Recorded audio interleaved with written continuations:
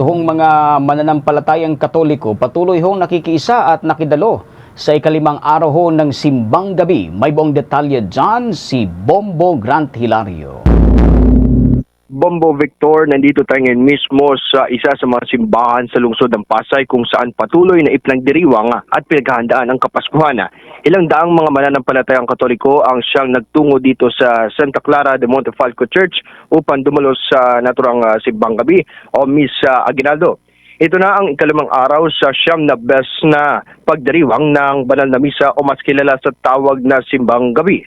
Ang naturang tradisyon ng mga Pilipino ay siyang taon-taong isinasagawa kung saan tinatawag itong simbang gabi habang sa mag-uumaga o madaling araw naman ay tinatawag na Misa Aguinaldo.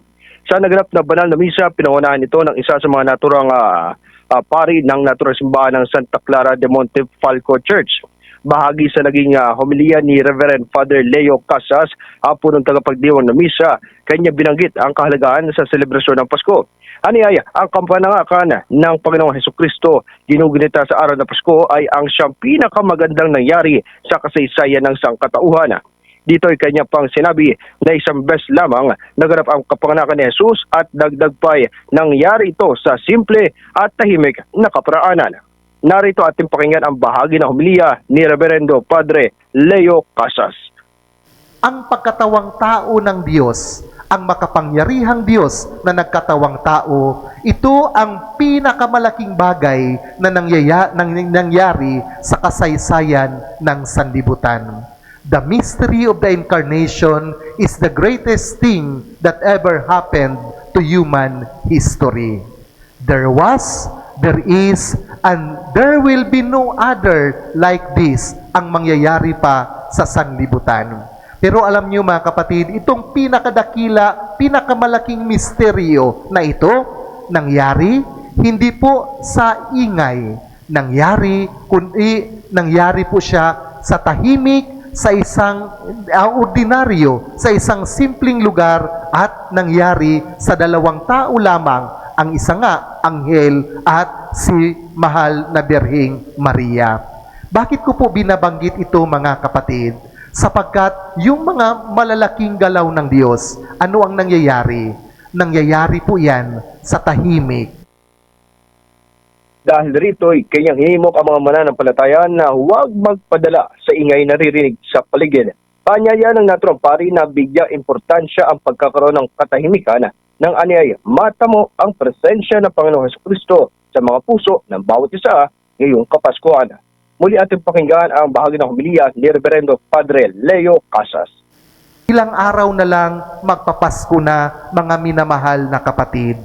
Sa atin pong mundo ngayon, maingay po, lalong-lalo na sa mga araw na ito.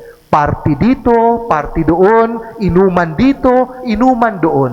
Kahit po sa labas kung atin pong tingnan, habang nagbimisa po tayo, maraming nagkikwentuhan, hindi po natin naririnig ang salita ng Diyos. Maraming kaingay sa atin pong mundo ngayon. That is why lilipas ang Pasko na para bagang walang malalim na nangyayari sa atin. Walang pagbabago sa ating buhay sapagkat hindi tayo marunong manahimik at hindi po natin naintindihan ang kalooban ng Diyos. Naway nitong mga huling araw bago ang Pasko, magkaroon tayo ng katahimikan sa ating buhay nang sa gayon mapagnilay-nilayan po natin kung si Jesus ba ay tunay na bubuhay sa ating puso. Pagkatapos ng Misa Bombo Victor, sa labas ng simbahan, ang ilan ay sa mga nakisa sa simbang gabi o Misa Aguinaldo ay kadyat nabili ng nakagawiang pagkain tuwing Pasko, tulad ng puto bumbong, suman at bibingka na siyang di nawawala tuwing sasapit ang pagunita ng mga Pilipino sa Kapaskuhan. Ilang araw na lamang at araw na ng Pasko, paanyaya sa publiko na gunitain nila ito na may pag-ibig, kagalakan at pag-asang hatid ng Panginoong Hesukristo. Nag-uunat live ito si Bombo Grant Hilario, and this is Bombo Radio Philippines, the number one and most trusted source of news and information. Basta Radio Bombo!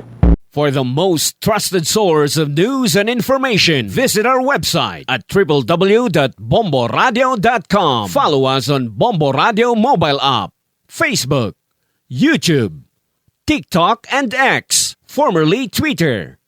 Like, share, and stay connected. Anytime, anywhere.